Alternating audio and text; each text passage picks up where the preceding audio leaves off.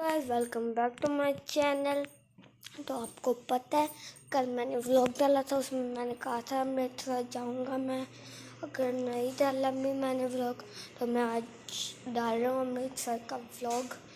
आज मैंने अपने दादी को तैयार किया पड़ा है कि आज अमृतसर जाना, तो मैंने अपना होमवर्क कर लिया था। आज मेरी छुट्टी थी तो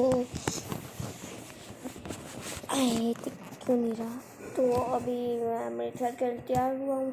आपको अच्छे से दिख नहीं रहेगा मेरा फेस, क्योंकि अभी मेरा फ़ोन तो ठीक होने गया है। ठीक तो नहीं, बट यही मेरा फ़ोन है, बट इसकी थोड़ी क्वालिटी वो है तो, बट ग्राफिक्स पे मत जाना क्योंकि लाइट भी बहुत पड़ रही है, उसकी वजह से भी हो रहा है ऐसा।